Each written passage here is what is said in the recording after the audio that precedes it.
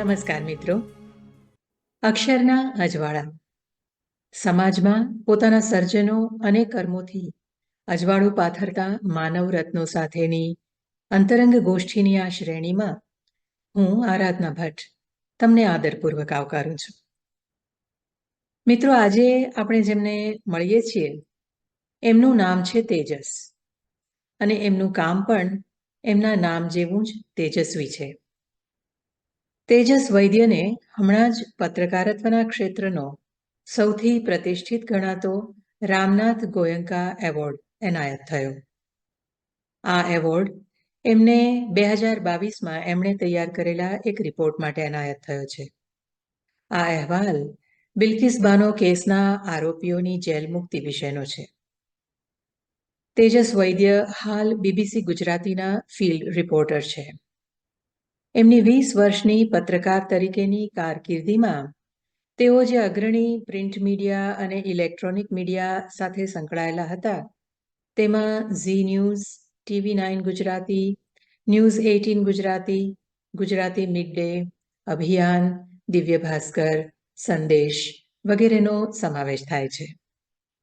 મૂળ સોમનાથના વતની તેજસભાઈએ પત્રકારત્વનો અભ્યાસ ગુજરાત વિદ્યાપીઠમાંથી કરી પત્રકારત્વની પદવી મેળવી છે. બાકી તો એમનો પરિચય આ મુલાકાત જ કરાવશે.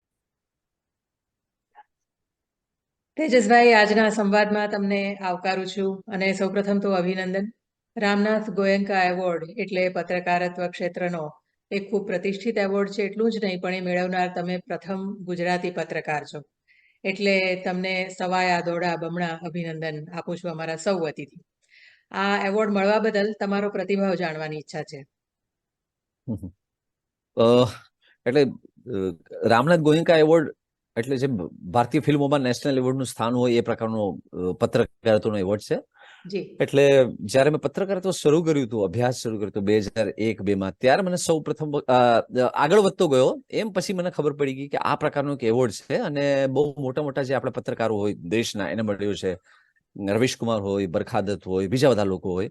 એટલે એના વિશે મને ખૂબ રસ હતો, અને એમાં જે મહેમાનો જે સ્પીચ આપતા એ બહુ રસપ્રદ રહેતી.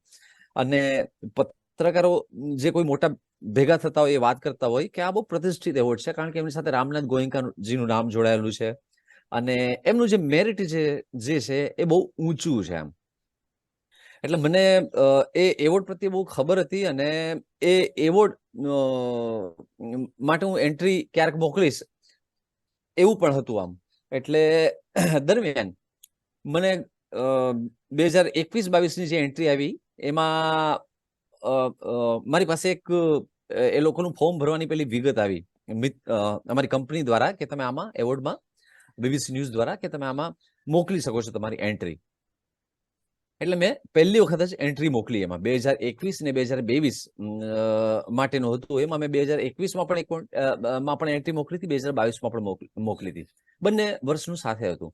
એટલે એમાં 2022માં મારી જે વિડીયો ડોક્યુમેન્ટરી છે એ એમાં સિલેક્ટ થઈ. એટલે આમાં એવું હતું કે મને ખબર હતી કે આમાં મળશે કે નહીં મને આઈડિયા નહોતો આમ, કારણ કે આખા દેશમાંથી લોકો બધા મોકલતા હોય જુદી જુદી ભાષામાંથી. આ વખતે 1313 જેટલી એન્ટ્રી આવી હતી, જેમાંથી જે ગણતરીના 13 કે 15 લોકો સિલેક્ટ થયા, એમાં એક હું છું. એટલે મેં બહુ ખંતપૂર્વક એન્ટ્રી તો મોકલાવી હતી, પણ હું થોડો એમાંથી પેલો હતો. મેં કીધું યાર આપણે અત્યારથી ટ્રાય કરીએ, આગામી 3-4 વર્ષની અંદર ક્યારેક લાગશે આમ. એટલે હું એટલો બધો ઉત્સાહી નહોતો કે હું આ મોકલીશ પહેલી વખત અને નંબર લાગી જ જશે આપ. એટલે પણ ફોર્ચ્યુનેટલી હું એક વખત સાંજે બેઠો હતો ઘરે, મને ત્યારે મારી તબિયત બરાબર નથી, એટલે હું રજા લઈને ઘરે આરામમાં હતો. ત્યાં સાંજે એક વખત ફોન આવ્યો દિલ્હીથી. એટલે મને કે ગુડ ઇવનિંગ સર. એટલે પહેલા તો મેં નંબર બહારનો જોયો, એટલે મેં કીધું કદાચ આ પેલો કોઈ ક્રેડિટ કાર્ડ વાળા કે આ કોઈનો કે ફોન હશે આમ. એટલે મેં ઉપાડ્યું, મેં કીધું હલો, ગુડ ઇવનિંગ. પછી મને કે તેજસ વૈદ તમે? મેં કીધું હા તેજસ વૈદ. મને કે કોંગ્રેચ્યુલેશન્સ. એટલે મેં કીધું થેન્ક યુ, પણ કેના માટે? તો એમણે કહ્યું કે તમને રામનાથ ગોયંકા એવોર્ડ માટે અમે તમારી પસંદગી થઈ છે. એટલે મેં કીધું વાહ. હું બીમાર હતો, એમાંથી મારી થોડી બીમારી તબિયત સારી ઘટી છે. ગયા. હા, એટલે મેં તરત મારી પત્નીને જણાવ્યું, મેં કીધું આ વસ્તુ થઈ છે. અને મેં કીધું હવે મેં કીધું આપણે પત્રકારત્વમાં બીજું કંઈ કરીએ કે ન કરીએ, હવે એનો કોઈ પહેલો નથી. આમ બસ આ એક એવોર્ડ મળી ગયો છે, એટલે એનો બહુ આત્મસંતોષ છે, એનો બહુ રાજીપો છે અને એનો બહુ આનંદ છે. એટલે એક આપણે મકામ નક્કી કર્યું હતું કે આ વસ્તુ એક વખત જીવનમાં મળી જાય તો બહુ તો આપણે કંઈક પત્રકારત્વમાં થોડા સાર્થક છીએ એવી ક્યાંક જે લાગણી છે એનું અહીંયા પ્રતિપાદન થયું હોય એવું મને લાગે છે. એટલે મેં કીધું બસ એનો બહુ આત્મસંતોષ છે. વાહ. હવે આપણે સૌથી પહેલા વાત કરીએ આ તમે જે ડોક્યુમેન્ટરી તૈયાર કરી હતી જેને આ એવોર્ડ મળ્યો એની, ત્યાર પછી તમારી પત્રકારત્વની કારકિર્દી તરફ વળીએ. તો આ બિલ્કિસ બાનુના કેસના આરોપીઓને જેલ મુક્તિ મળી, એના પરિણામ સ્વરૂપ ત્યાર પછીની જે ઘટનાઓ હતી એ ગામમાં જઈને તમે રેકોર્ડ કરી અને આ ડોક્યુમેન્ટરી તમે તૈયાર કરી. આ ડોક્યુમેન્ટરી તૈયાર કરવાના જુદા જુદા પડાવો અને અનુભવો વિશે અમને વાત કરો. એમાં પડકારો પણ આવ્યા હશે અને અંતે સિદ્ધિનો અનુભવ પણ થયો હશે. હા, એટલે આ જ્યારે રેમિશન પોલિસી સજા માફી નીતિ અંતર્ગત જે બિલ્કિસ બાનો કેસના જે દોષિતો હતા એમને જેલમાંથી મુક્ત કરવામાં આવ્યા, એના બીજે કે ત્રીજે દિવસે અમે લોકો ત્યાં પહોંચ્યા ત્યાં. હવે અમે એ રણધીકપુર ગામ છે જે બિલ્કિસ બાનુનું પૈતૃક ગામ છે, એટલે ત્યાં અમે જતા હતા. એટલે અમને કહ્યું કે આપણે ત્યાં જઈને એક ગ્રાઉન્ડ રિપોર્ટ ફાઇલ કરવો છે કે એ ગામમાં શું પરિસ્થિતિ છે, બિલ્કિસ બાનુના કોઈ પરિવારજનો હોય તો એ શું કહી રહ્યા છે, ગામ લોકો ખાસ જે છે એ શું કહી રહ્યા છે. એટલે અમે લોકો અમદાવાદથી હું અને મારા જે શૂટ એડિટ જે કેમેરા વર્ક કરે છે પવન જયસ્વાલ, અમે બંને લોકો નીકળ્યા. એટલે મારા મનમાં થોડી અવઢવ હતી, કારણ કે આ બહુ અત્યંત સંવેદનશીલ કેસ હતો અને આમાં કોઈ બોલશે કે કેમ આમ, અને લોકોને આપણને વોઇસીસ ન મળે તો આપણે સ્ટોરી કઈ રીતે ફાઇલ કરી શકીએ, એની મનમાં થોડી અવઢવ સાથે મેં જતા હતા. એટલે જનરલી એવું હોય કે મેં જ્યારે વિડીયો ડોક્યુમેન્ટરી તૈયાર કરતા હોઈએ તો એમાં રિપોર્ટર છે કેટલીક પીટીસીસ તૈયાર કરે, પીસ ટુ તૈયાર કરે કે જો અમે અત્યારે રણધીકપુર ગામમાં પહોંચી ગયા, આ એ વિસ્તાર છે, એવી રીતે. એટલે એ મેં કેટલીક તૈયાર કરી રાખી હતી કે મેં કીધું મને લોકોના વોઇસીસ મળે, કદાચ ન મળે તો આ પીસ ટુ જે છે એના આધારે હું બધા આખો ડોક્યુમેન્ટરી તૈયાર કરી નાખી. એના માટે એ બધી વસ્તુઓ મેં તૈયાર કરી રાખી હતી. પછી અમે લોકો પહોંચ્યા ત્યાં તો ગામમાં કોઈ કંઈ બોલવા જ તૈયાર નહોતું હતું. એટલે અમે લોકો સવારથી લઈ અને બપોર સુધી એકદમ રખડતા જ રહ્યા. પોલીસ સ્ટેશન ગયા, બીજી બધી જગ્યાઓ ગયા, ગામમાં ફર્યા, લોકોની સાથે ઔપચારિક વાતચીત કરી કે આ પ્રકારની ઘટના બની છે. કેટલાક લોકો એમ કે ના અમને આના વિશે કંઈ ખબર જ નથી. કેટલાક લોકોને ખબર હતી પણ બોલવું નહોતું એટલા માટે આવું બોલતા હતા કે ના અમને આના વિશે કંઈ ખબર નથી. એટલે થોડું ટેન્શન હતું, ટેન્શન વધતું જતું હતું. એટલે ચા ઉપર ચા પીધા કરતા હતા, આમ ખબર નહીં કેટલી ચા પી લીધી. એટલે મેં મારા સહયોગી પવન જયસ્વાલને પણ કીધું, મેં કીધું યાર આપણે આ રિપોર્ટ ફાઇલ કરવું અને આમાં કઈ વિગતો મળી નથી રહી, હવે શું કરશું. એ દરમિયાન અમે કંઈક બપોર પછીના સમયે હું અને પવન એક જગ્યાએ ચા પીવા માટે ઉભા રહ્યા. તો ચા પીતા પીતા બાજુમાં એક ભાઈ ઇસ્ત્રી કરતા હતા, એક ધોબીની દુકાન હતી. મેં કીધું આ બિલ્કિસ બાનો રેમિશન પોલિસીમાં આટલા લોકોને છોડ્યા છે તો ગામમાં કઈ ચહેલ પહેલ છે ખરી આમ? તો મને કે ત્યાં જાઓ કે પેલા મોહલ્લામાં કે બધા મુસ્લિમ પરિવારો જે છે એ આખું ઘર ખાલી કરી રહ્યા છે. હવે એ વિસ્તાર જે છે ને એ ગામની પાછળના ભાગે હતો. એટલે તમે ગામમાં ફરતા હોય તો તમને સીધું દેખાય નહીં, આમ તમને ખબર ન પડે, આમ થોડું અંદર થઈને જવું પડે એમ હતું. એટલે મેં કીધું કઈ જગ્યાએ? તો એને મને રસ્તો દેખાડ્યો કે આમ આગળ જઈને પછી જમણે ડાબે તરફ જઈને જજો. એટલે મેં તાબડતોબ ચા પીધી અને અમે એકદમ દોડ્યા.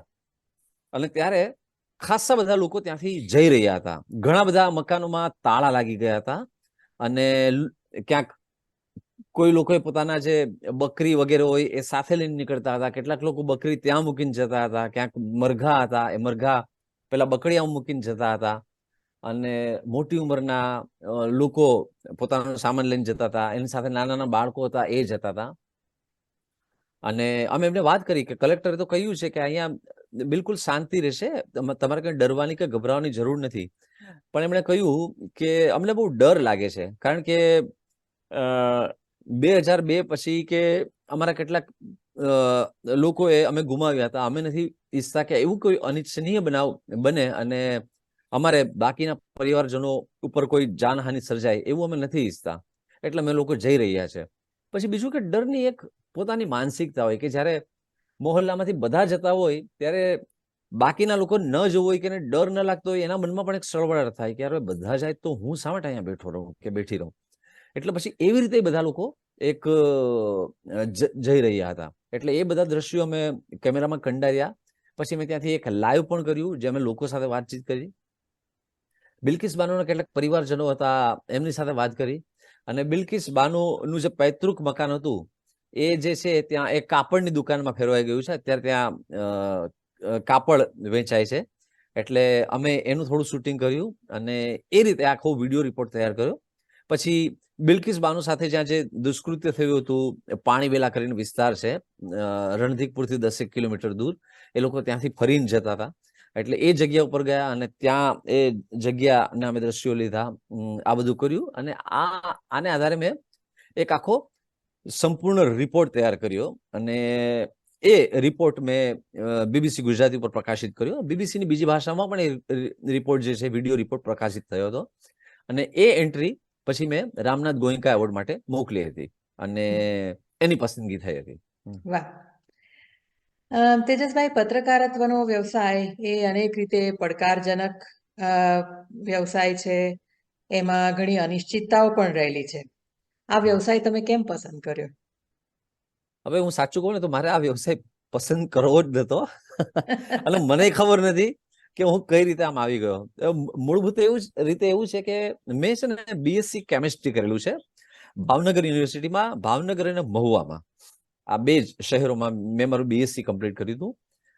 અને મારી ઈચ્છા એવી હતી કે હું એક માઇક્રોબાયોલોજી કરીને મારા ગામમાં, આ તમે જે દ્રશ્યો જોઈ રહ્યા છો અત્યારે સોમનાથ મારા ગામથી દેખાડી રહ્યું છે, આ ગામની અંદર એક લેબોરેટરી સ્થાપવું અને આપણે શાંતિથી 2 ટાઈમનો રોટલો મળી જાય અને મને મારું ગામ મળે અને જીવન શાંતિથી જાય, બસ એટલી જ ઈચ્છા હતી.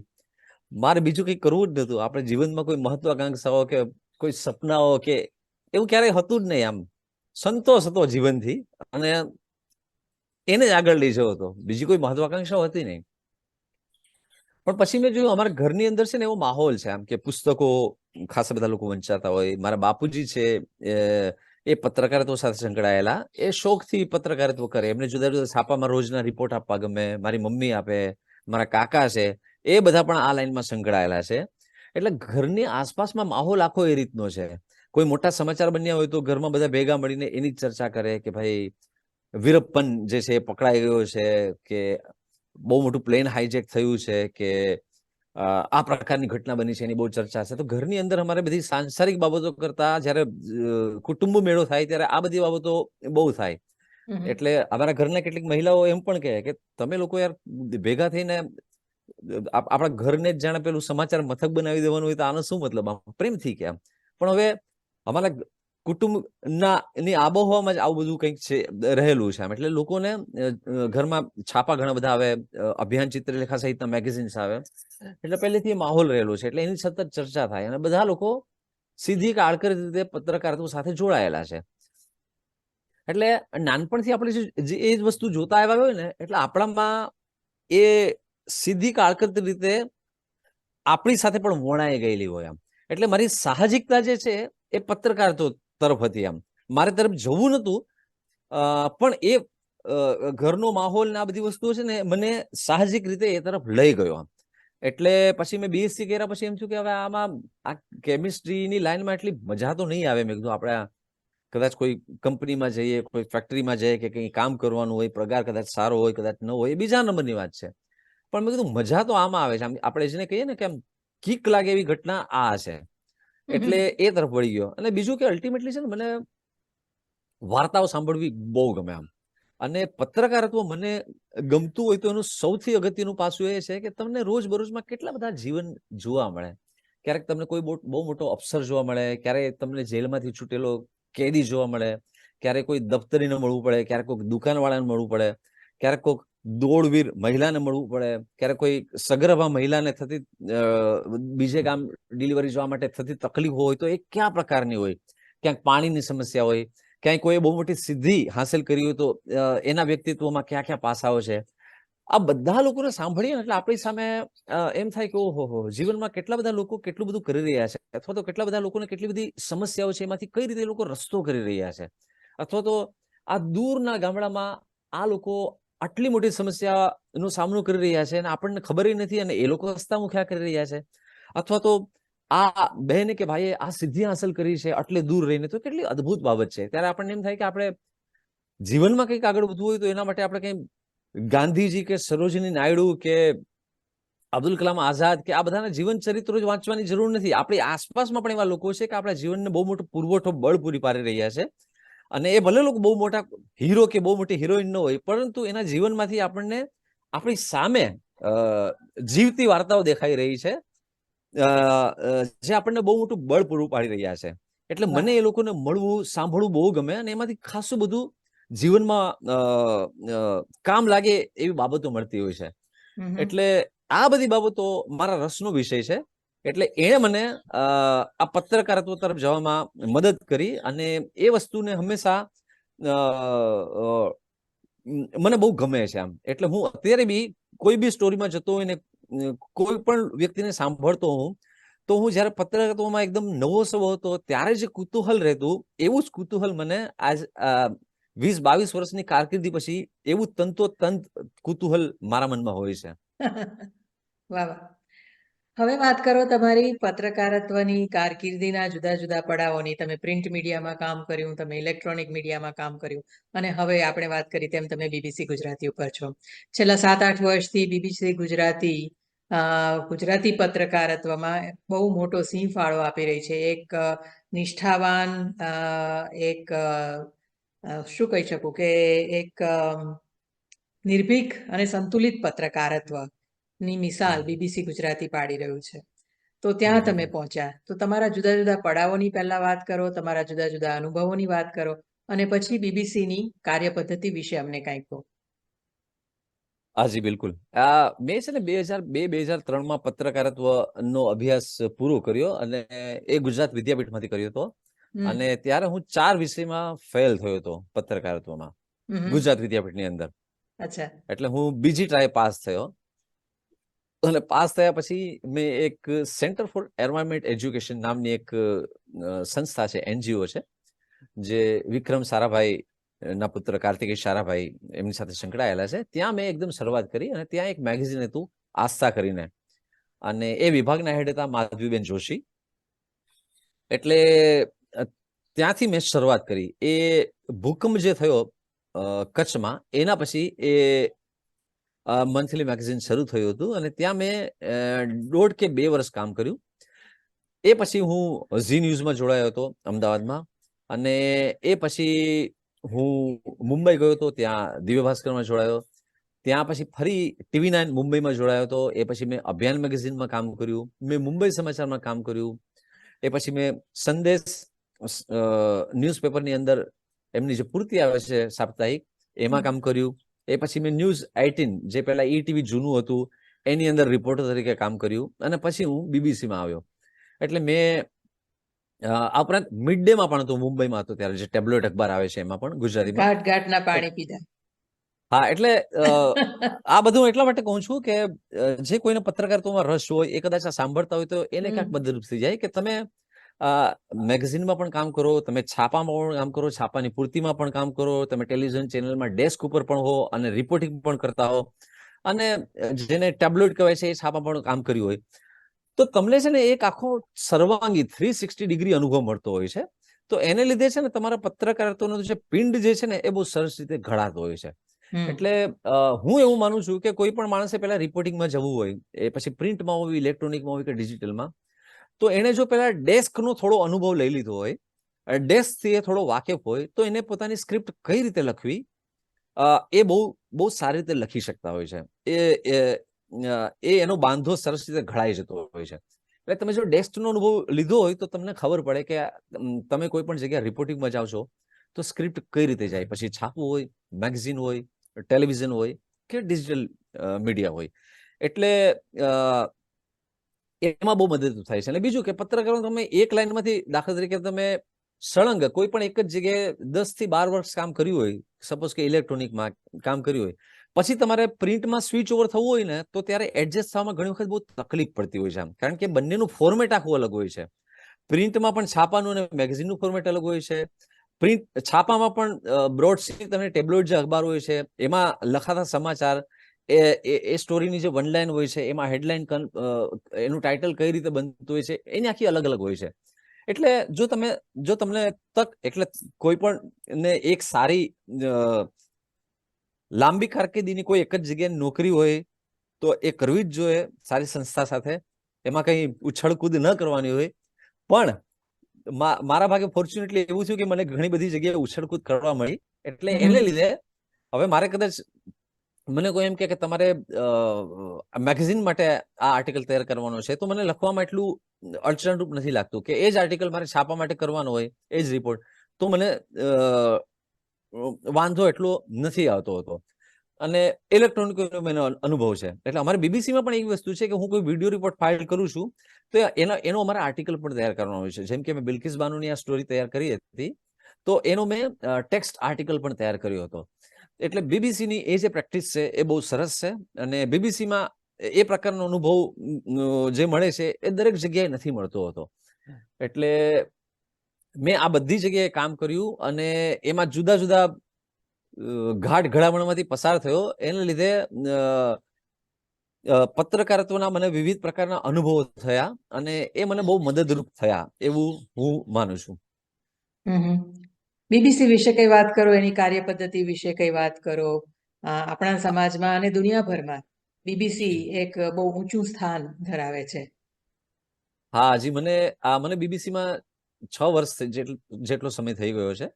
અને કોઈ પણ પત્રકારત્વ ને જે મતલબ રામનાથ ગોયંકા એવોર્ડ મેળવવો એ એક એના જીવનનું એક લક્ષ્ય હોય, એવી રીતે બીબીસીમાં કામ કરવું એ પણ એમ થાય કે જોરદાર બાબત છે. એટલે મને જેટલો રામનાથ ગોયંકા એવોર્ડ મળ્યો અને આનંદ થયો, એવો જ જ્યારે મને બીબીસીમાં મારી નોકરી શરૂ થઈ, મને એનો લેટર મળ્યો, તો એનો પણ મને એટલો, જાણે કોઈ એવોર્ડ મળ્યો હોય એટલો આનંદ થયો હતો. એટલે એ ફોર્મ મેં સાચવી રાખ્યું છે એવી રીતે. તેજસભાઈ, આજે સોરી, હા બોલો. હા, એટલે બીબીસીમાં એવું છે કે અમે લોકો જ્યારે શરૂઆતમાં જોડાયા ત્યારે એમણે અમને આખી એક અલગ તાલીમ આપી. એ વર્કશોપ અમારી 1.5-2 મહિના. અને બીજું કે દર 6 મહિને 8 મહિને નિત નવી વર્કશોપ એ લોકો કરતા હોય છે, જેમાં બદલાતા સમય સાથે કઈ રીતે તાલીમ જરૂરી છે એ આપતા હોય છે. અને સૌથી અગત્યની બાબત છે કે તમે જ્યારે રિપોર્ટિંગ કરો ત્યારે એમાં કોઈ એજન્ડા ન હોવો જોઈએ, પૂર્વગ્રહ ન હોવો જોઈએ. તમારી ભાષા જે છે એ સભ્ય હોવી જોઈએ. તમે કોઈ પણ સવાલો જે છે એ બહુ વિવેકપૂર્વક પૂછતા હોવા જોઈએ.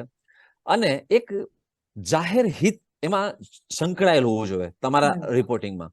આ બીબીસીનો મુખ્ય ઉદ્દેશ હોય છે અને એ બહુ સરસ રીતે એ લોકો સમજાવતા હોય છે.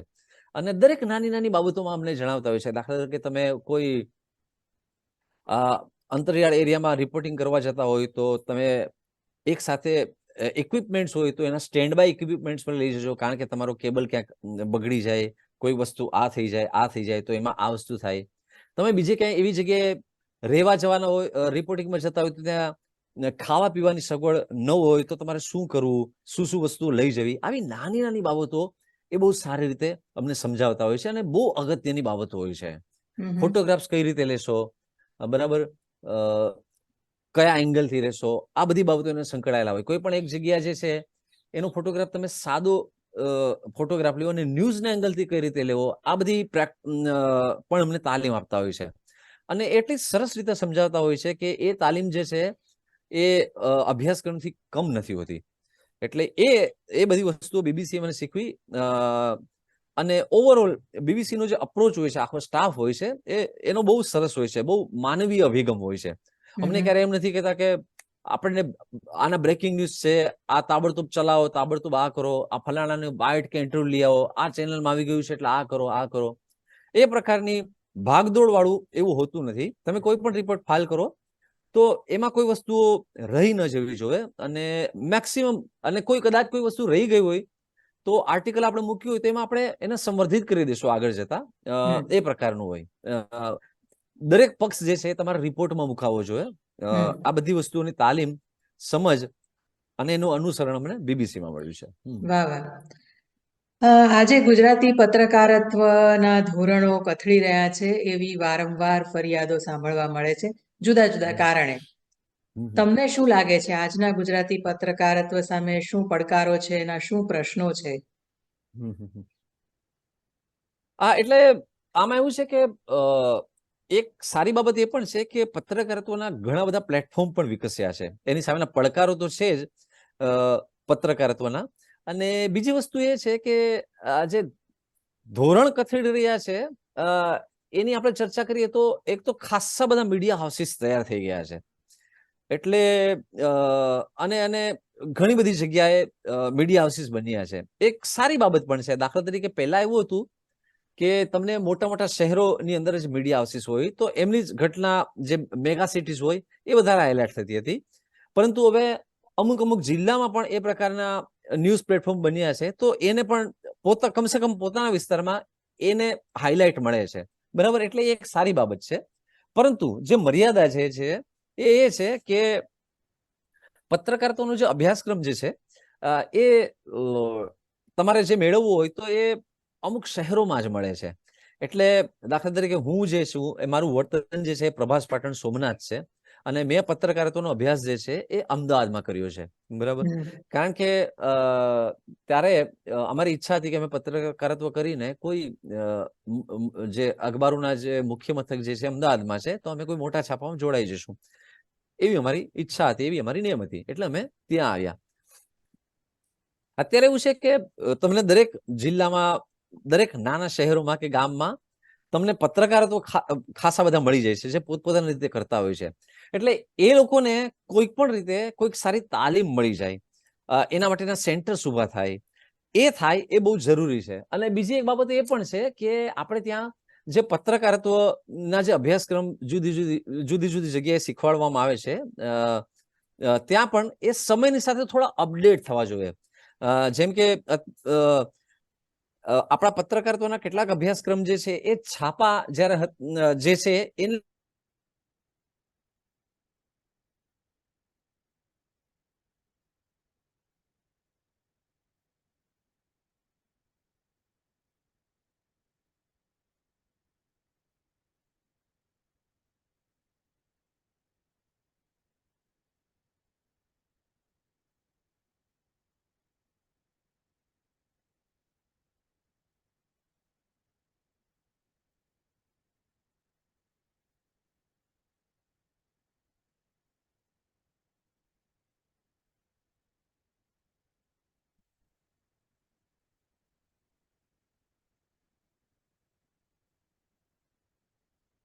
હાલો તેજસભાઈ, સંભળાય છે તમને મારો અવાજ?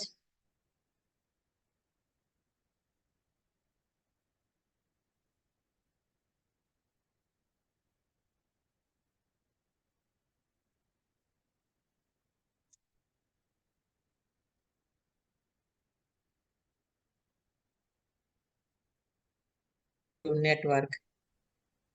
ઓકે, શરૂ કર્યું મેં, પાછું પોઝ કરેલું. હા, ઓકે. હા, એટલે સમયની સાથે જે અપડેટ થવા જોઈએ પત્રકારત્વનો અભ્યાસક્રમ, એમાં એ હજી જોઈએ એવા અપડેટ નથી થઈ શક્યા એવું મને લાગે છે. એટલે એ અપડેટ થવા બહુ જરૂરી છે. તો જો એ અપડેટ થશે તો એનો પણ ઘણો ફાયદો થશે. જે નવા યુવક યુવતીઓ પત્રકારિતામાં આગળ આવવા માંગે છે એમના માટે આ તાલીમ ખાસ જરૂરી છે. અલબત્ત અત્યારે વિવિધ યુટ્યુબ છે કે આ બધી જગ્યાએ છે એની ખાસી બધી વસ્તુઓ ઉપલબ્ધ હોય છે, પરંતુ બધા લોકો ત્યાં પહોંચી નથી શકતા હોતા અને ઘણા લોકોને એના વિશે ખબર નથી હોતી, એટલે એ પણ એક બાબત છે. જે વાચકો કે સમાચારના ઉપભોક્તાઓ છે એમના જોવામાં જે આવે છે તે પત્રકારોની ભાષા પ્રત્યેની બેદરકારી, કરંટ અફેર્સના લોંગ પીસીસ હવે જે પહેલા માધ્યમોમાં વાંચવા મળતા હતા એ હવે નથી મળતા, કે પત્રકારોની સંશોધન વૃત્તિ પ્રત્યેની થોડી બેદરકારી, આ બધા વિશે તમારો શું પ્રતિભાવ છે? તમે તો બહુ મોટા વાચક છો, એ હું જાણું છું, તમે ખૂબ વાંચો છો અને ખૂબ સંશોધન કરો છો, પણ સામાન્ય પત્રકારત્વની જો વાત કરું તો ઘણે ભાગે આવું જોવા મળે છે. આ તમારી વાત બિલકુલ સાચી છે. એટલે હું ઘણી વખત એવું કહેતો હોઉં છું કે તમારે પત્રકારત્વમાં આવવું હોય ને તો તમારે ખૂબ વાંચવું પડે. એટલે એક તો છાપા તમારે ભાતના વાંચવાના હોય અને એ આખા છાપા જે છે તમારે પી જવાના હોય, બરાબર. અને હું મારી વાત કરું તો મારે સવારના 1-1.5 કલાક જેટલો સમય મારો છાપા વાંચવામાં વીતે છે. અને એ ઉપરાંત મને એમ લાગ્યું છે કે તમારે દરેક વસ્તુ વાંચવી જોઈએ, પુસ્તકો વાંચવા જોઈએ, ખૂબ પુસ્તકો વાંચવા જોઈએ. પછી એ માહિતીપ્રદ પુસ્તકો હોય, ફિક્શન્સ હોય, નવલકથાઓ હોય, વાર્તાઓ હોય કે કંઈ પણ હોય, તમારે પુસ્તકો ખૂબ વાંચવા જોઈએ. જો તમે પુસ્તકો ચિક્કાર વાંચતા ન હોય કે છાપાઓ વાંચતા ન હોય તો પત્રકારત્વ તમારા માટે નથી. આ એક બહુ સીધી બાબત છે, બરાબર. તમે ચાલી જાઓ પત્રકારત્વમાં, અભ્યાસક્રમ પત્રકાર તરીકે તમે બહુ લાંબી કારકિર્દી ઘડી નાખો એ અલગ વાત છે, પણ તમે જો છાપા ખૂણેથી વાંચતા ન હોય અને પુસ્તકો ન વાંચતા હોય તો તમે એક સારા પત્રકાર તરીકે તમે નામના તો દૂરની વાત છે, પણ તમારી કેરિયર જે છે એ પત્રકાર તરીકે તો ચાલી જશે, પરંતુ એક નિવડેલા પત્રકાર તરીકે તમારું નામ નહીં થાય, એવું હું બહુ વિનમ્રપણે માનું છું. એટલે પુસ્તકો ખૂબ વાંચવા જોઈએ. એને લીધે દરેક પ્રકારના પુસ્તકો વાંચવા જોઈએ. એ તમને બહુ મદદરૂપ થતું હોય છે. વિવિધ પ્રકારના દ્રષ્ટિકોણ તમારામાં વિકસે એના માટે. મને યાદ છે કે એક વખત હું મહુવામાં અભ્યાસ કરતો હતો ત્યારે કાંતિ ભટ્ટ ત્યાં લેક્ચર લેવા આવ્યા હતા કોલેજની અંદર, એક સામાન્ય સભા જેવું હતું એમાં. તો એણે એમ કીધું હતું કે હું રોજનું 6-7 કિલોમીટર જેટલું વાંચું છું ને ત્યારે હું 1.5-1.5 કિલોમીટર જેટલું માંડ લખી શકું છું. અને પછી હું મુંબઈ હતો ત્યારે 2-3 વખત કાંતિ ભટ્ટને મેં TV9 સ્ટુડિયોમાં બોલાવ્યા હતા. તો એ જ્યારે આવે ત્યારે એના હાથમાં બગલ થેલામાં 2-3 પુસ્તકો હોય અને ચા પીવા માટે બેઠા હોય તો એ ચા આવે ત્યાં સુધીમાં વાંચતા હોય, બરાબર. એટલે વાંચવું એ રીતનું જરૂરી છે. એટલે તમે જેમ વાત કરી એમ, એટલે જ્યાં સુધી તમે જો પુસ્તકો વાંચતા નથી, છાપાઓ ખૂણેથી લઈને વાંચતા નથી, તો પછી પત્રકાર તરીકે તમે બહુ આગળ વધી નહીં શકો. અને આ લાઈન એવી છે કે આમાં સતત અપડેટ રહેવું જરૂરી છે. જો તમે અપડેટ ન રહો ને તો પત્રકારત્વ તમને જ પોતાના વ્યવસાયમાંથી દૂર કરી દેશે, આમ તમને આમ હાંસિયામાં ધકેલી દેશે. આ સતત અપડેટ થતી લાઈન છે. એટલે અને એમાં વાંચન એક એવી બાબત છે કે એ તો એની પોતાની જગ્યાએ અર્ણમ જ ઊભી છે. એક જમાનામાં છાપા હતા, છાપા હજી પણ છે, એ પછી ઇલેક્ટ્રોનિક મીડિયા આગળ વધ્યું, એ પછી ડિજિટલ મીડિયા આગળ વધ્યું, બરાબર. પણ પુસ્તક વાંચન જે છે કે ઓવરઓલ વાંચન જે છે એ પત્રકારોની મૂળભૂત જરૂરિયાત, મૂળભૂત ભૂખ છે, એ આજે પણ અકબંધ અને અર્ણમ છે. એટલે એ તો તમારે વાંચવું જ જોઈએ. એ વગર તમારું માધ્યમ કોઈ પણ હોય, ડિજિટલ હોય, પ્રિન્ટ હોય, ઇલેક્ટ્રોનિક હોય, એમાં આ એક પાયાની જરૂરિયાત છે. પછી તમે એમ કહો કે મને ટાઈમ નથી મળતો અને મારે દોડાદોડી હોય છે, એ બધા એક્સક્યુઝિસ ન ચાલે. તમારે કોઈ પણ રીતે વાંચવાનો સમય જે છે એ નિયમિત રીતે કાઢવો પડે, કારણ કે એ તમારા વ્યવસાયની, તમારા પ્રોફેશનની એક અનિવાર્ય આગવી જરૂરિયાત છે. એટલે એમાં એવી કોઈ વસ્તુ ચાલે નહીં. આ દુનિયાના મહાન પત્રકારો મહાન એટલા માટે છે કે એમણે પુષ્કળ વાંચ્યું છે અને સતત વાંચતા રહ્યા છે. પછી કાંતિ ભટ્ટ હોય, રામનાથ ગોયંકા હોય કે કોઈ પણ હોય, બરાબર. એટલે એમાં કોઈ એક્સક્યુઝ ચાલે નહીં. વાંચવું ખૂબ જરૂરી છે. બીજી વાત તમે વાત કરી કે લોંગ રીડ આર્ટિકલ વાંચનની ક્ષમતા લોકોની ઘટતી જાય છે. એમાં મને ક્યાંક એવું લાગે છે કે હવે લોકોના દરેક હાથમાં મોબાઈલ છે અને એમાં સોશિયલ મીડિયા માં લોકો બહુ એક્ટિવ હોય છે અને એમાં વિડીયોઝ વધારે જોવાતા હોય છે અને કોઈ પણ વસ્તુ હોય છે એ ખૂબ નાની નાની હોય છે. આમ દાખલા તરીકે આપણે ઇન્સ્ટાગ્રામ ઉપર જોતા હોઈએ તો રીલ્સ જે હોય છે 30 સેકન્ડની હોય, 35 સેકન્ડની હોય, બરાબર. ફેસબુક ઉપર લખાતું હોય ટૂંકું ટૂંકું હોય, લાંબુ હોય તો તરત લોકો સ્કીપ કરી દે છે. એને લીધે આપણી જે લાંબી વાંચન ક્ષમતા હતી એના ઉપર ક્યાંક અસર પડી છે. અને એ હું વ્યક્તિગત રીતે પણ કહું કે મને પણ ક્યારેક એવું થાય આમ કે યાર આ કોઈ મોટો આર્ટિકલ હાથમાં આવે તો એમ થાય કે ઓહ યાર આ તો બહુ મોટો આર્ટિકલ છે, જે મને પહેલા નતું થતું. એટલે એટલે સોશિયલ મીડિયાની અસર જે છે એ મને એમ લાગે છે કે છાપામાં જે કે મેગઝીનમાં જે લોંગ રીડ હતું, કવર સ્ટોરીઝ લાંબી આવતી, એની વાંચન ક્ષમતા ક્યાંક ઘટી છે. એમાં એક કારણભૂત ફેક્ટર મને આ લાગે છે કે આપણે સોશિયલ મીડિયા ઉપર એક્ટિવ હોઈએ છીએ અને એમાં કોઈ પણ વસ્તુની જે ક્ષમતા હોય છે, એનો જે સ્પાન હોય છે એ બહુ ટૂંકું હોય છે. એટલે આપણે સતત ટૂંકી વસ્તુ જોયા કરીએ એટલે પછી આપણો મગજમાં પણ કન્ડિશનિંગ એ પ્રકારનું થાય કે ઓહો યાર આ તો બહુ લાંબુ છે. એટલે મને યાદ છે કે આપણે ટીવી પર કોઈના ઇન્ટરવ્યુઝ આવતા તો પોણી કલાકનો ઇન્ટરવ્યુ હોય, રસપ્રદ હોય તો આપણે બહુ સાહજિકતાથી જોતા હતા. હવે આપણે ફેસબુક ઉપર કોઈ ઇન્ટરવ્યુ જોઈએ, આપણને શરૂઆતમાં રસ પડે એટલે તરત આપણે ખૂણામાં જઈને જોઈએ કે ઓહો આ તો 40 મિનિટનો છે, આપણે કામ કરીએ પછી જોશું, સેવ કરી રાખીએ.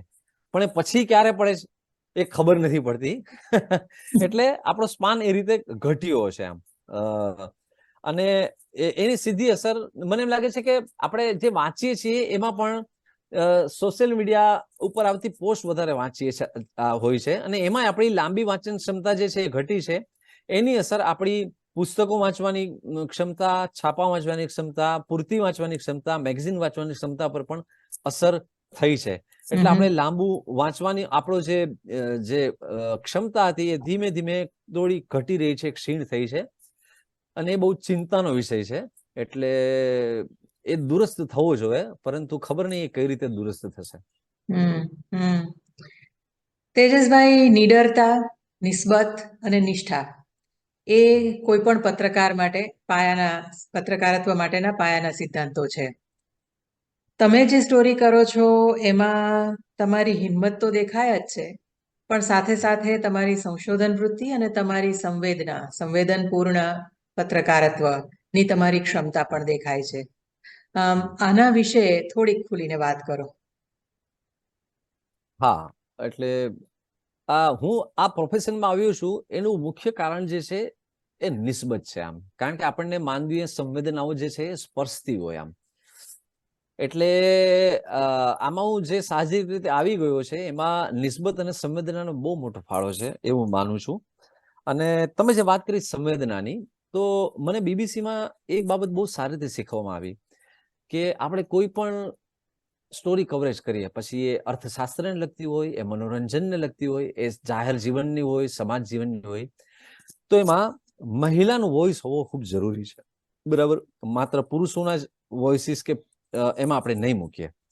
એટલે ઘણી વખત અમે એવું પણ કહીએ કે એમાં અમને ફિમેલ વોઇસીસ અમને મળ્યા નહીં, અમે એ કવર કરવા ગયા. તો મને કે ના એવું ન હોય, કે આપણે થોડી વધારે મહેનત કરવાની. આપણે જે તે જગ્યાએ ગયા હોય ત્યાં રિપોર્ટિંગમાં કદાચ ફિમેલ ન હોય, પણ એની સાથે સંકળાયેલી તો ફિમેલ હોય ને ક્યાંક ને ક્યાંક.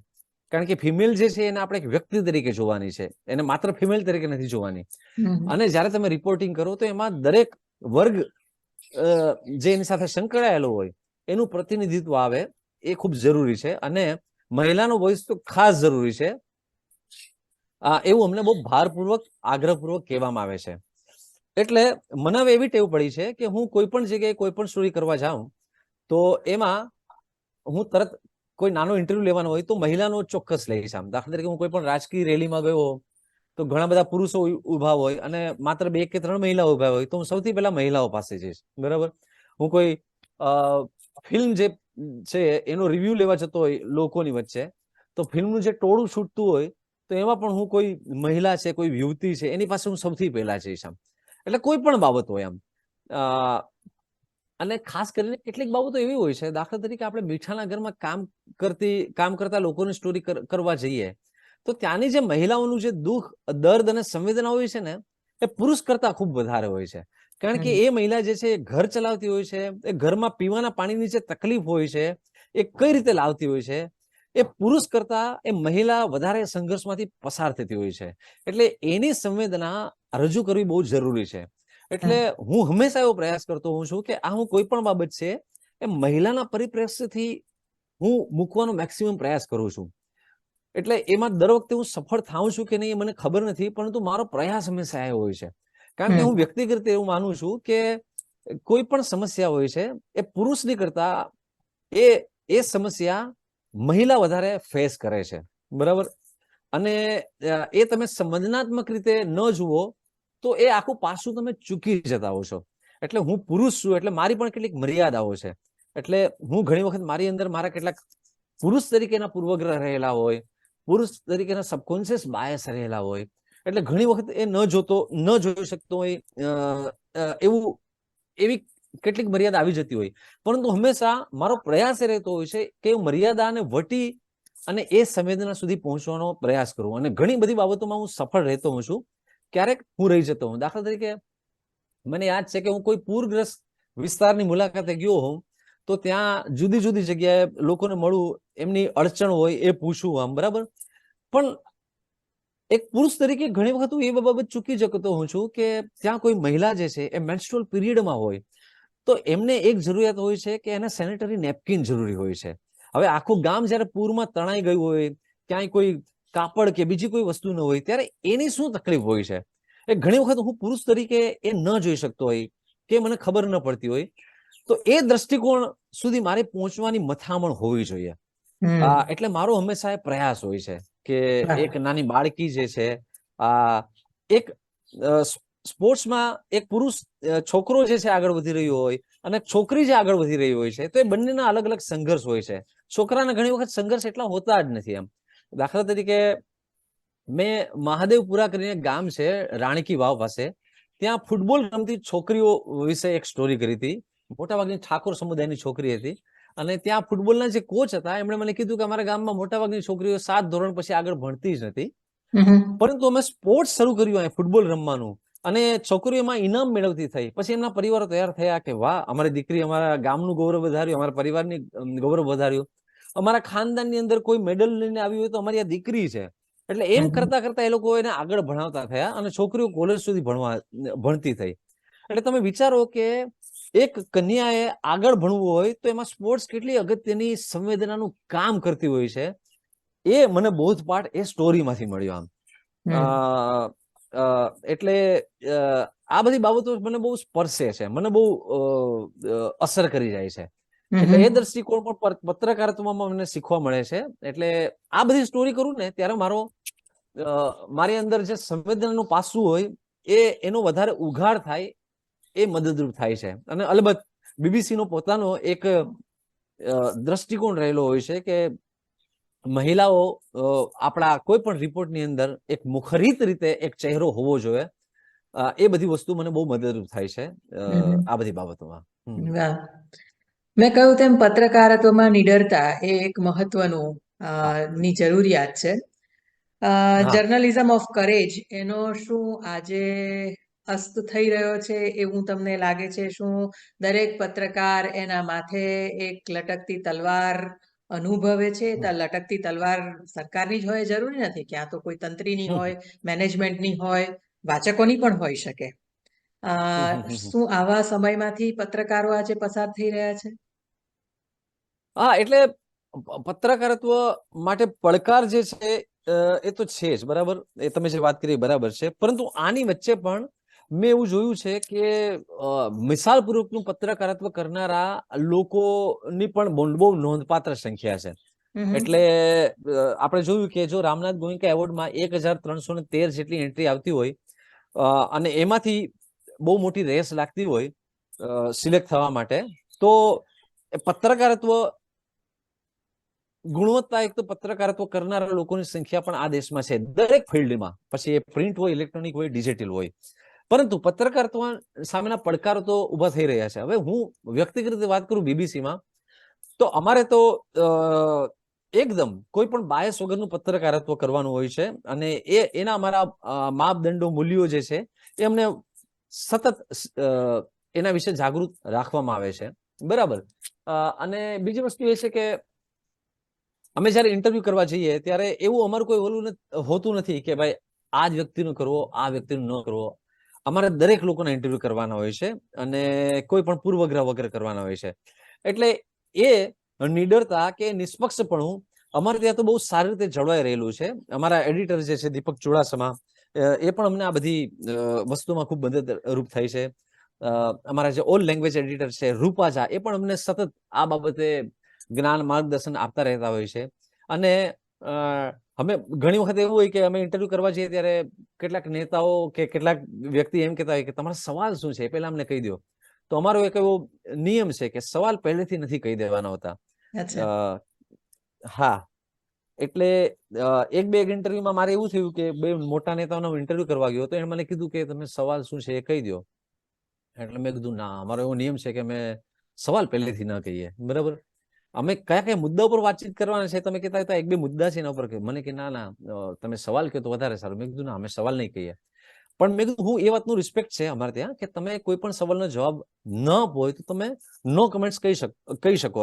એ તમારો અધિકાર છે લોકશાહીમાં. અને એ સવાલો પછી હું ફેરવી નહીં પૂછું આમ ગમે એ રીતે. એટલે હું તમારા એ નિવેદનને આદર આપીશ. એટલે એ તમારી છૂટ છે, મેં કીધું. એટલે એવું પણ ઘણી વખત બન્યું છે, અને એ એમનો અધિકાર છે, એમને પણ મેં રિસ્પેક્ટ આપતા હોઈએ છીએ.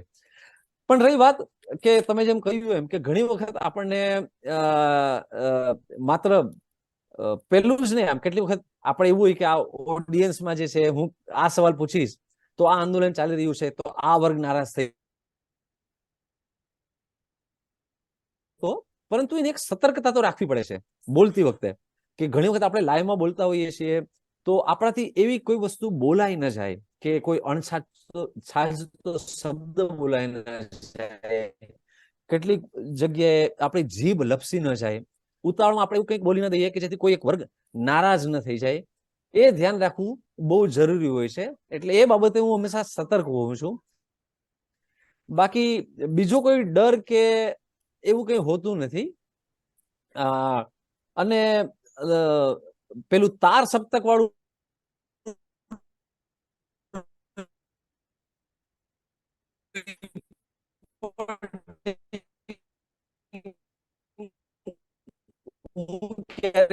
કરતો નથી હોતો.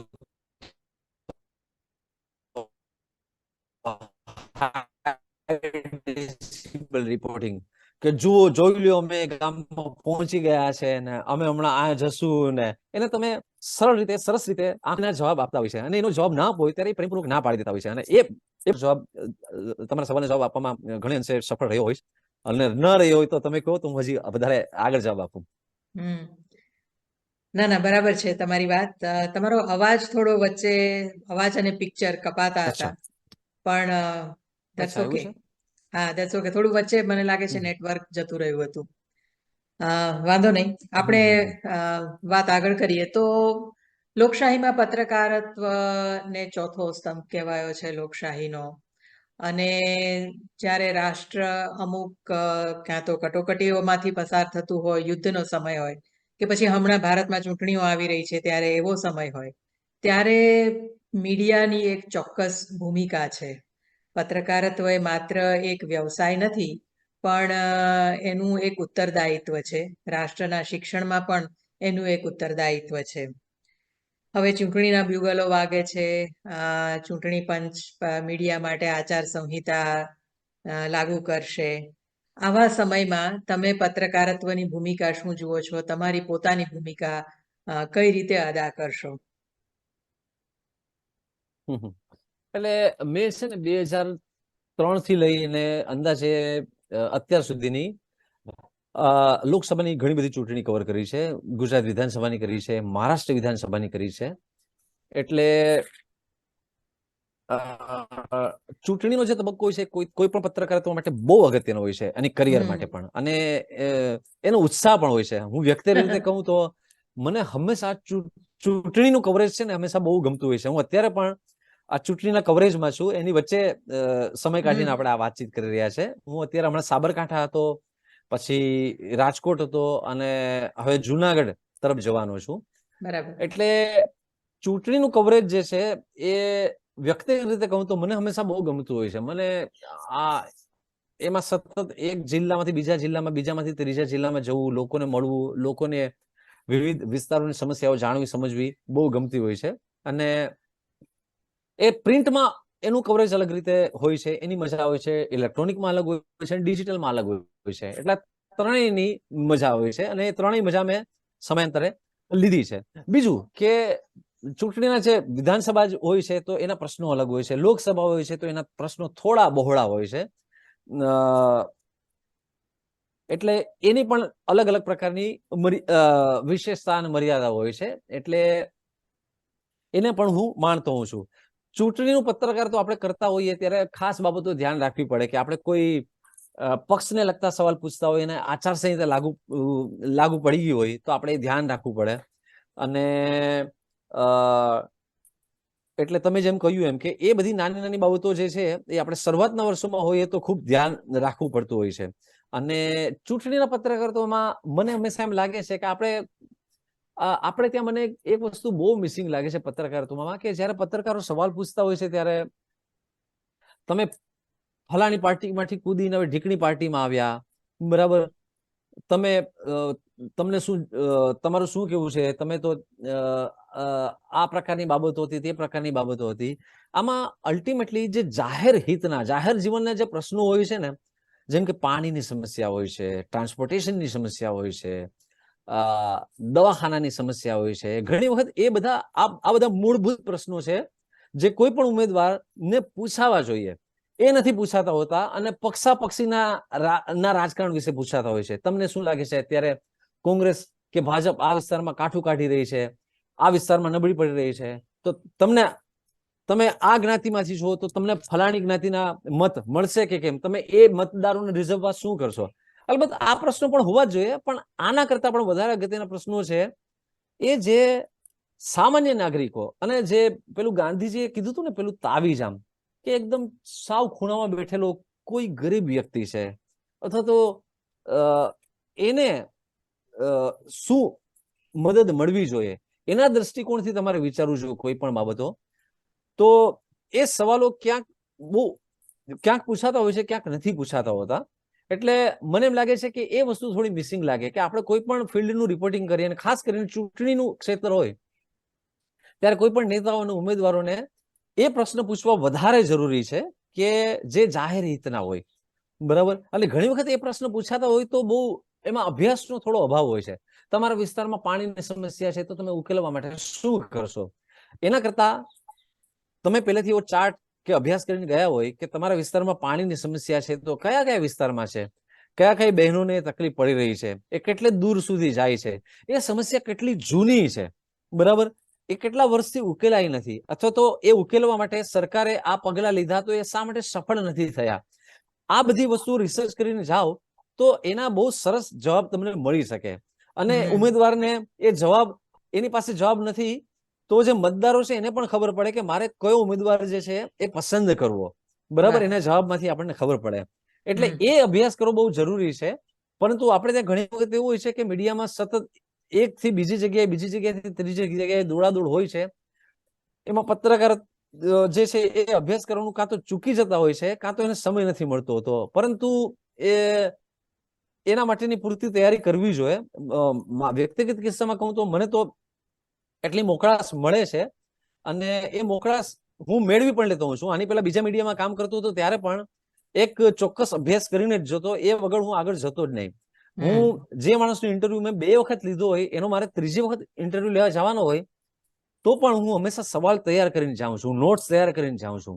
મને રેન્ડમલી પણ કોઈનો પણ ઇન્ટરવ્યુ અત્યારે લેવાનો હોય તો હું લઈ શકતો હોઉં છું, બરાબર. પરંતુ હું જ્યારે અભ્યાસ કરીને ગયો હું ત્યારે હું મારા મનથી બહુ કોન્ફિડન્ટ હોઉં છું. અને તમે જ્યારે અભ્યાસ કરીને જતા હો છો ત્યારે સામેવાળાને પણ એવું લાગતું હોય છે કે ના, આ પત્રકાર જે છે તૈયાર કરીને આવ્યો, સવાલો તૈયાર કરીને આવ્યો છે. ચોક્કસ. એટલે એ પણ તમારી બહુ નોંધ લેતા હોય છે. કે આમને જવાબ દેવા હશે તો આપણે એલર્ટ રહેવું પડતું હશે. અને હમ. ઇન્ટરવ્યુ પૂરું થયું પછી એ પણ તમારા નોંધ લેતા હોય છે કે વાહ યાર, આ વ્યક્તિ જે છે એ સવાલ તૈયાર કરીને આવ્યા છે. અને આગળ જતા ફાયદો એ થાય છે કે એ તમને યાદ રાખે છે કે ભાઈ ફલાણી સંસ્થામાંથી પત્રકાર આવ્યો તો કે આવ્યા હતા, એને બહુ સરસ સવાલ પૂછ્યા હતા. એટલે સરવાળે તો એ પત્રકારત્વના ફાયદામાં જ હોય છે કે તમારી નોંધ લેવાતી હોય છે, જેથી તમે બીજી વખત એમને મળવા જશો ત્યારે તમે એમને યાદ હશો. પત્રકારત્વમાં તમારા આદર્શો કોણ છે?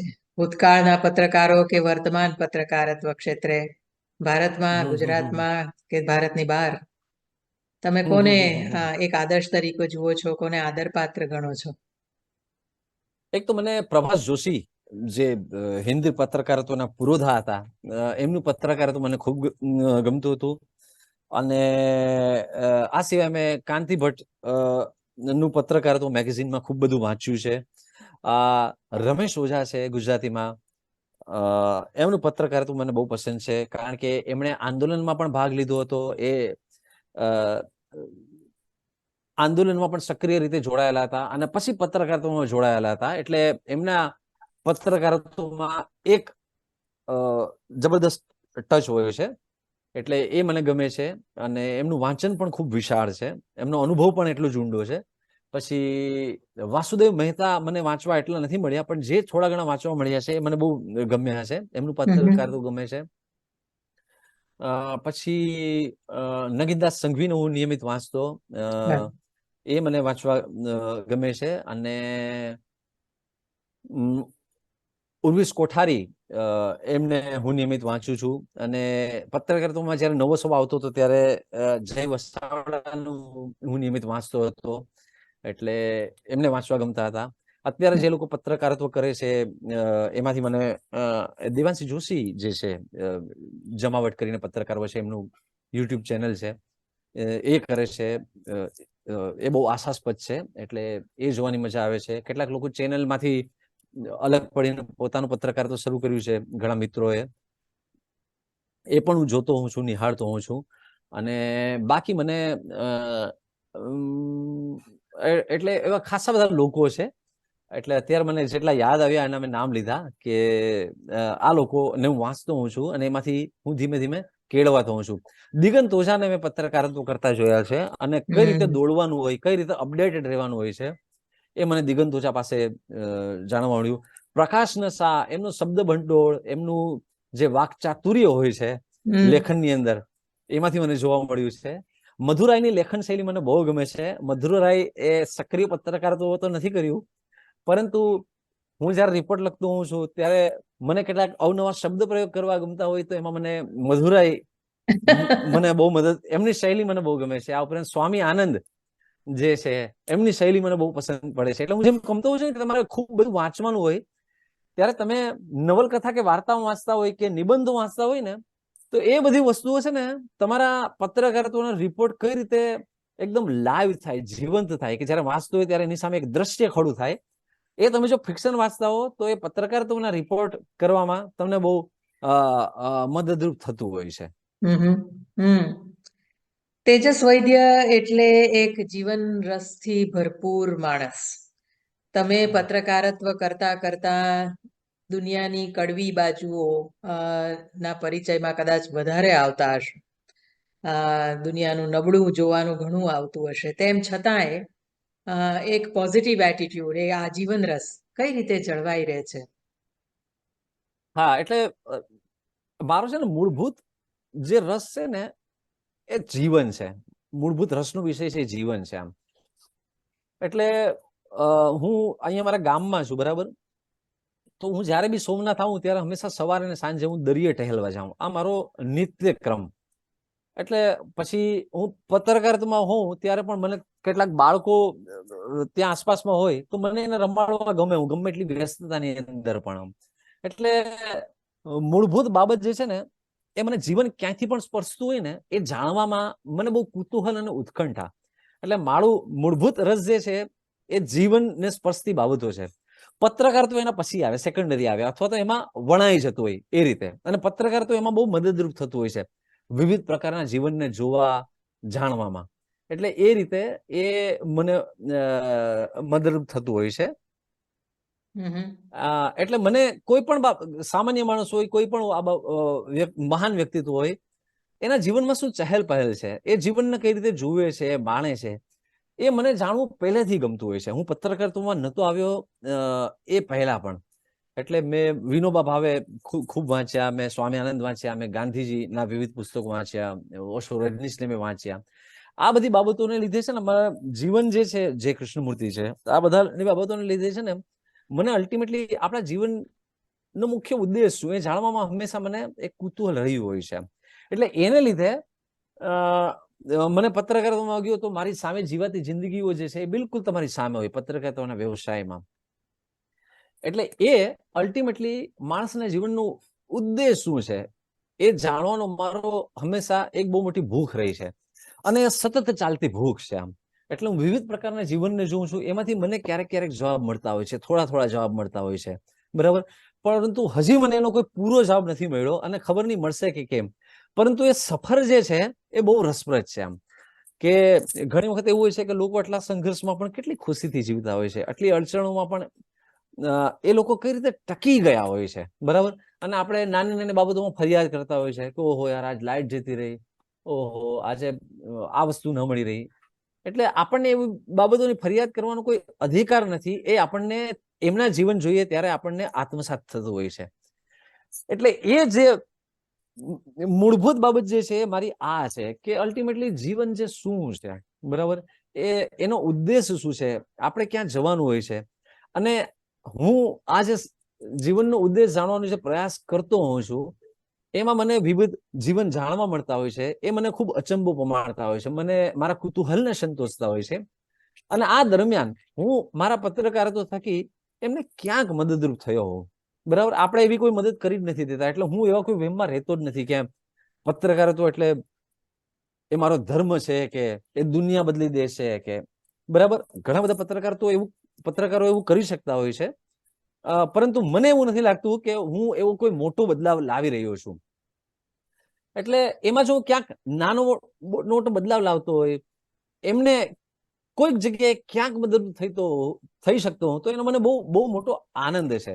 એમની કોઈ સમસ્યા મારા લીધે થોડી ઘણી હલ થતી હોય તો એમાં નિમિત્ત બન્યાનો મને આનંદ છે. એનો બહુ મોટો મને કોઈ બહુ ગર્વ નથી આમ, બરાબર. એમાં હું ક્યાંક નિમિત્ત બન્યું હોય, અમારું પત્રકારત્વ, અમારી સંસ્થા ક્યાંક નિમિત્ત બની ગઈ હોય તો એ વસ્તુની મને ખુશી છે આમ. એટલે હું હજી મારી જાતને એ રીતે નથી જોતો કે હું એટલો મોટો પત્રકાર છું કે બહુ મોટા પરિવર્તનો સમાજમાં લાવી દેતો, કે હું કંઈ બોલતો હોઉં તો એનો સરકારમાં એટલો મોટો પડઘો પડે અને એમણે કોઈ નિયમો બદલવા પડતા હોય, અથવા તો કોઈ સમસ્યાઓ હલ કરવામાં મારો વોઇસ એટલો મજબૂત રીતે પડઘાયો હોય, એ વ્યક્તિગત રીતે હું નથી જોતો આમ. એટલે હું એ દિશામાં આગળ વધતો ને એ પડઘો એટલો મોટો પડતો હોય તો એનો મને આનંદ છે, પણ હજી સુધી હું ત્યાં પહોંચી શક્યો નથી, એટલું મને સારી રીતે ખબર છે. આવી રહેલા વર્ષોમાં તમારી કારકિર્દીને કયા રસ્તે વળતી તમે જુઓ છો પત્રકારત્વમાં? એટલે મેં છે ને કોઈ જીવનમાં ક્યારેય મહત્વાકાંક્ષા બી રાખી નથી. મને યાદ છે કે હું સ્કૂલમાં ભણતો ત્યારે મને કોઈ કહેતા કે તારા જીવનમાં શું બનવું છે, એટલે મને એમ થતું કે હું તો કઈ વિચાર્યું જ નથી. જીવન જ્યાં લઈ જાય ત્યાં જશું આપણે. એ જ્યાં લઈ જાય ત્યાં આપણે એ નવી નવી બાબતો શીખતા જશું, એનો આનંદ માણતા જશું, એટલું નક્કી છે, બરાબર. પછી હું કોઈ પણ કામ કરતો હોય, પછી હું ટીચર હોઉં, પત્રકાર હોઉં, કે હું ક્યાંય ચૂનો દોડવાનું કામ કરતો હોઉં, કે હું પતંગો વેચતો હોઉં, કે કંઈ પણ કરતો હોય, એ વસ્તુઓની મજા લૂંટતો હું આગળ જઈશ અને જુદા જુદા જીવનમાંથી હું કંઈક શીખતો જઈશ, એટલું મને ખબર છે. એટલે મેં પત્રકારત્વમાં એવું ક્યાંય વિચાર્યું નથી કે આ તબક્કા સુધી પહોંચવું છે અથવા તો મારા પત્રકારત્વમાં આ મકામ હાંસલ કરવો છે. મને એટલી વસ્તુ હતી કે મારે જીવનમાં બીબીસી જેવી સંસ્થામાં કામ મળે તો એ જરૂર કરવું છે, અને એ એક ઈચ્છા જે છે એ પૂર્ણ થઈ, એનો મને ખૂબ આનંદ છે.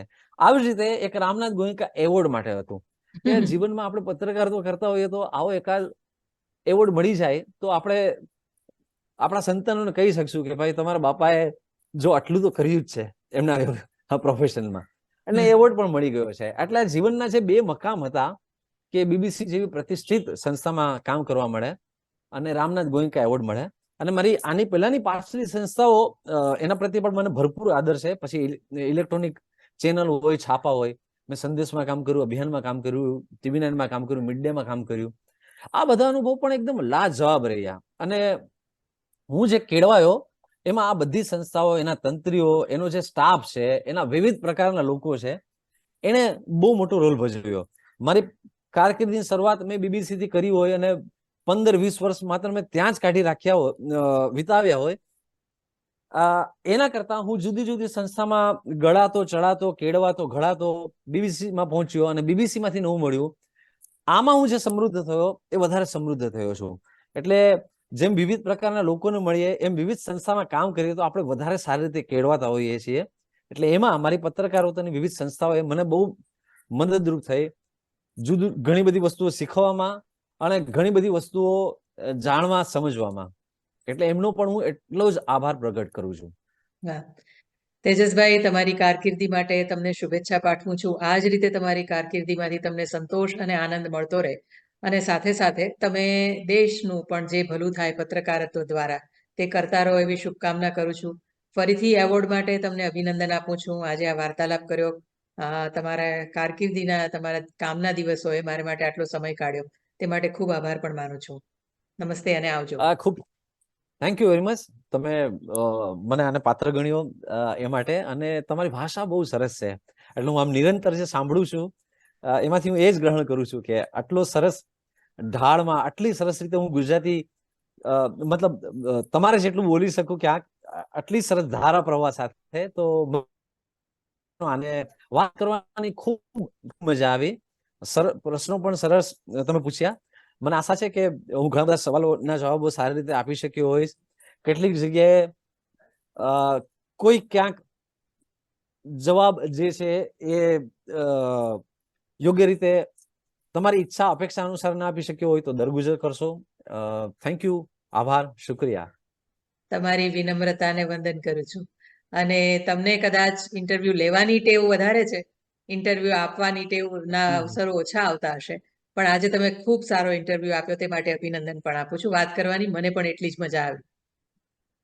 ખૂબ ખૂબ આભાર. Thank you very much. મને પણ બહુ મજા આવી ગઈ. Thank you. Thank you.